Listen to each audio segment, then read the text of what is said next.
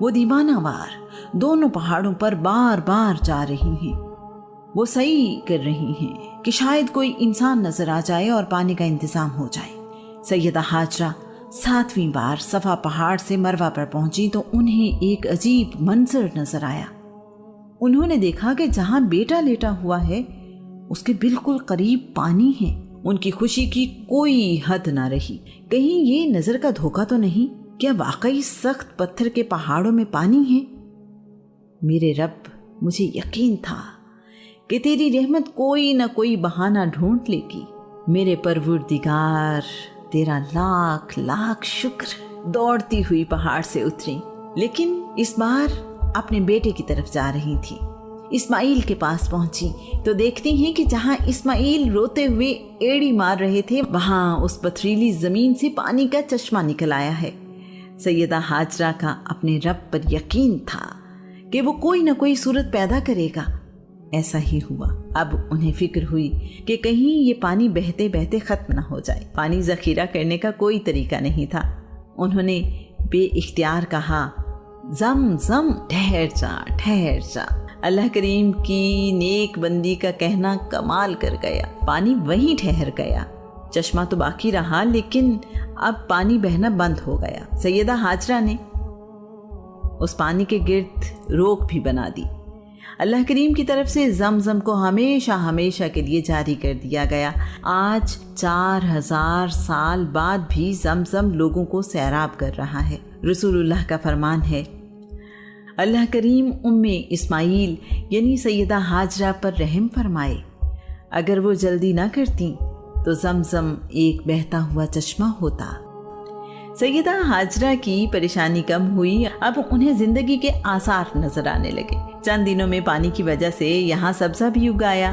وہی وادی جہاں کھیتی باڑی نہیں ہوتی تھی، اللہ کی قدرت کے سبزہ نکل آیا۔ کچھ عرصے بعد یہاں سے ایک قافلہ گزرا جو ملک کے شام تجارت کے لیے سفر پر تھا۔ ان لوگوں کا تعلق بنی جرہم قبیلے سے تھا۔ یہ راستہ ان لوگوں کا جانا پہچانا تھا۔ وہ پہلے بھی بارہا یہاں سے گزر چکے تھے۔ اب کی بار انہوں نے عجیب منظر دیکھا۔ انہوں نے دیکھا کہ پرندے اڑ رہے ہیں اور خوشی سے چہچہا رہے ہیں۔ جب ان کے تجسس نے انہیں مجبور کیا تو وہ پہاڑ پر چڑھے۔ ان کی حیرت کی انتہا نہ تھی۔ ایک خیمہ ہے، سبزہ اگا ہوا ہے اور پانی کا چشمہ موجود ہے۔ یہ کیسے ہوا؟ وہ تو بہت دفعہ یہاں سے گزرے تھے۔ کبھی کسی نے سوچا بھی نہیں تھا کہ پتھریلے پہاڑوں میں پانی بھی ہوگا۔ کوئی ایسے ویرانے میں تنہا کیسے رہ سکتا ہے؟ وہ لوگ سیدہ ہاجرہ کے پاس آئے اور یہاں رہنے کی اجازت مانگی۔ سیدہ ہاجرہ نے اس شرط پر انہیں اجازت دی کہ زمزم پانی کی ملکیت سیدہ ہاجرہ اور ان کے خاندان کے پاس رہے گی۔ وہ لوگ اس شرط پر راضی ہو گئے۔ سیدہ ہاجرہ اور اسماعیل کے بعد یہ لوگ ہی اس شہر کے آباد کرنے والے تھے۔ اللہ کریم اس شہر کو بکہ کے نام سے یاد کرتا ہے۔ یہی شہر بکہ اب مکہ کہلاتا ہے۔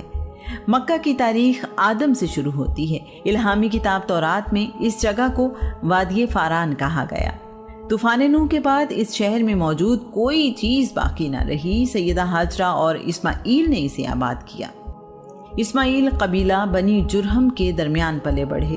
ابراہیم اور اسماعیل کا دور سریان اور یہودیوں سے پہلے کا دور تھا۔ علمی اعتبار سے ان کا دور اللہ کے نبی یعقوب اور موسیٰ کے دور سے بہت ممتاز دور تھا۔ ابراہیم اور اسماعیل کی زبان عربی تھی۔ بعض تاریخ دان یہ بیان کرتے ہیں کہ جناب اسماعیل نے عربی زبان قبیلہ بنی جرہم سے سیکھی۔ یہ بات حقیقت نہیں کہ بنی جرہم کی زبان عربی تھی۔ ایک عرصے تک بنی جرہم پانی کی ملکیت بنی اسماعیل کے پاس رہنے کے وعدے پر قائم رہے۔ بعد میں انہوں اسماعیل کی اولاد سے وعدہ خلافی کی اور پانی کی ملکیت ان سے چھین لی۔ آنے والے دور میں بنی خزاع اور بنی اسماعیل نے بنی جرہم سے جنگ کی اور انہیں مکہ سے نکال دیا۔ بنی جرہم جاتے ہوئے زمزم کا چشمہ بند کر گئے۔ صدیوں بعد عبد المطلب یعنی رسول اللہ صلی اللہ علیہ وآلہ وسلم کے دادا نے چشمہ زمزم کی کھدائی کروائی تو پانی کی ملکیت ایک بار پھر بنی اسماعیل کے پاس آ گئی۔ زمزم پانی کی ذمہ داری آج بھی اسماعیل کی اولاد کے پاس ہے۔ ظاہری اسباب میں یہ شہر اللہ کے نبی اسماعیل اور سیدہ ہاجرہ کے لیے بسایا گیا۔ حقیقت میں یہ کائنات بسائی ہی اللہ کے آخری رسول صلی اللہ علیہ وآلہ وسلم کے لیے گئی۔ ایک نہ بدلنے والی زبان عربی عطا کی گئی۔ آخرکار قرآن مجید اللہ کریم کی آخری الہامی کتاب کو بھی تو یہی نازل ہونا تھا۔ مت سہل ہمیں جانو، پھرتا ہے فلک برسوں، تب خاک کے پردے سے انسان نکلتے ہیں۔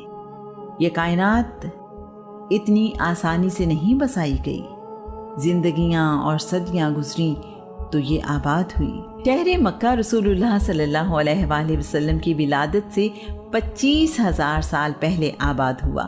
مکہ سطح سمندر سے 277 میٹر بلند ہے۔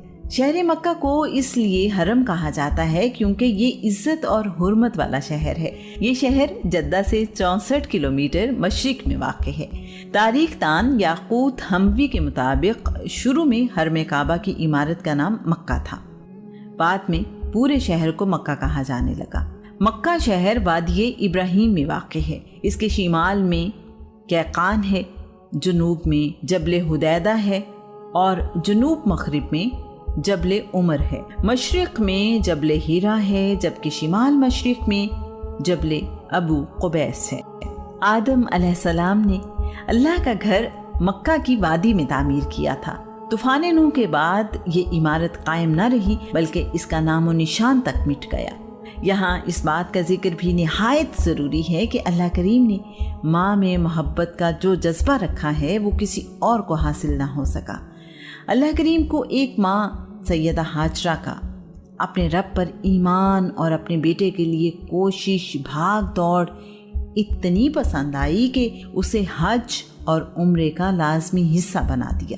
یہ پابندی بھی لگا دی کہ جس طرح میری بندی پہاڑوں پر چڑھتی رہی اور نشیبی جگہ پر دوڑتی رہی، ویسے ہی پہاڑوں پر چڑھو اور دوڑو۔ سیدہ ہاجرہ کا اپنے رب پر ایمان اور یقین اسی قابل تھا۔ کوئی لمحہ بھی ایسا نہیں جب اللہ کریم کے بندے مکہ میں صفا اور مروہ کے درمیان دوڑ نہ رہے ہوں۔ اس عمل کو صحیح کہتے ہیں۔ اللہ کریم نے صفا اور مروہ کو اپنی نشانیاں قرار دیا۔ اے ہمارے رب، میں نے یہاں تیری حرمت والے گھر کے پاس ایسی وادی جہاں کھیتی باڑی نہیں میں اپنی کچھ اولاد بسا دی ہے تاکہ وہ نماز قائم کریں۔ ہمارے رب، لوگوں کے دل ان کی طرف مائل کر دے اور انہیں پھل کھانے کو دے تاکہ وہ شکر ادا کریں۔ جب تم پیٹھ پھیر کر چلے جاؤ گے تو میں تمہارے بتوں کے ساتھ ایک چال چلوں گا۔ ابراہیم نے کلہاڑا استعمال کرتے ہوئے تمام چھوٹے بتوں کو توڑا۔ کسی بت کا کان کاٹ دیا تو کسی کی ناک، کسی کی آنکھ تو کسی کا سر۔